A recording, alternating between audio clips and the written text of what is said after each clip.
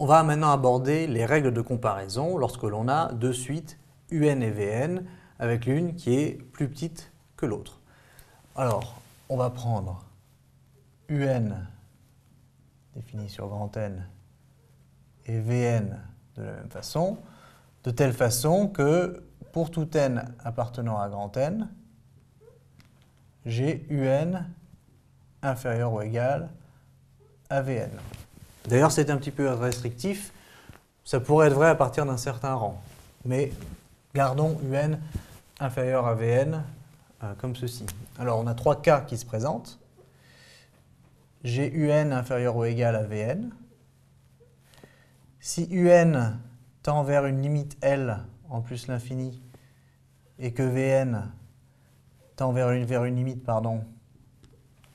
L', à ce moment-là, ça implique que L est inférieur ou égal à L', ce qui semble relativement logique. Alors, vous pouvez l'illustrer. Si vous avez deux suites, une qui tend vers L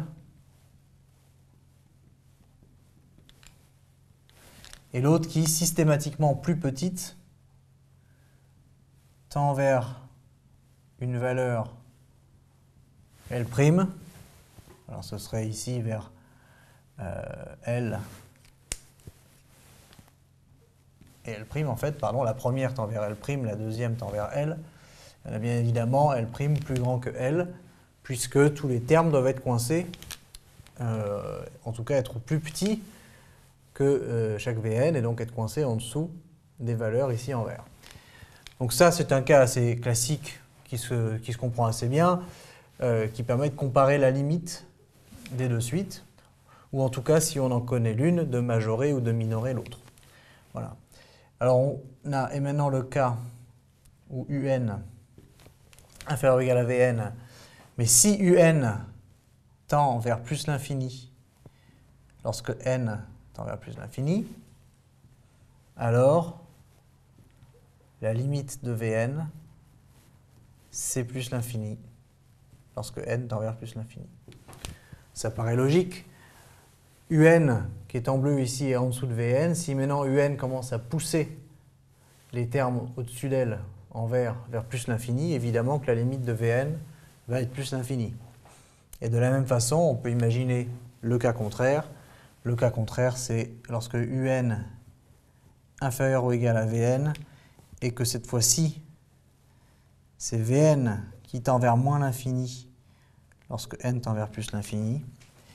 Eh bien, dans ces cas-là, la limite de UN en plus l'infini, c'est moins l'infini, puisque maintenant, les termes ici en vert Vn partent vers moins l'infini et entraînent avec eux les termes bleus, puisque UN est toujours plus petit que Vn dans notre cas de figure. Donc ce sont les trois cas à distinguer. Les plus utiles sont souvent les deux derniers, puisqu'ils permettent de conclure que soit Vn diverge en plus l'infini, soit UN diverge en moins l'infini, et de comparer une suite peut-être compliquée, Vn, à une suite assez simple, ou vice-versa. Et le premier sert de temps en temps, mais c'est un cas généralement plus facile, puisque les limites sont finies, et ça permet simplement de classer les limites, laquelle est la plus petite, laquelle est la plus grande. Alors si on veut appliquer ça avec quelques exemples concrets, on peut choisir dans le premier cas, UN est égal à 1 sur n, et Vn est égal à 4 plus 1 sur n. J'ai UN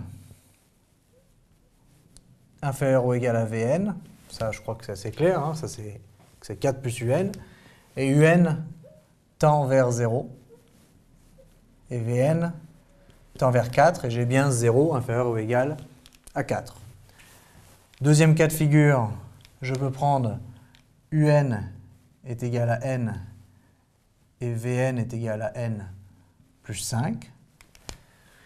J'ai bien UN inférieur ou égal à Vn, et UN partant vers plus l'infini, ça entraîne Vn vers plus l'infini également.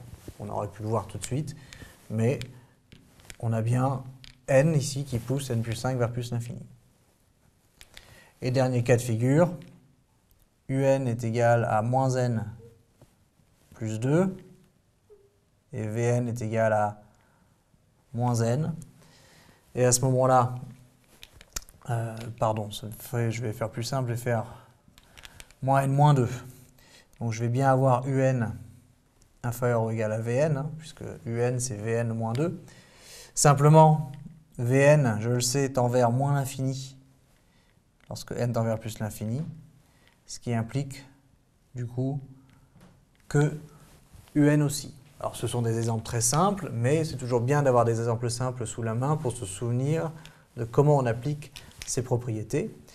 Et pensez-y, puisque ça arrive assez souvent dans les problèmes qu'on vous demande de comparer de suite et ensuite de conclure sur l'une ou l'autre.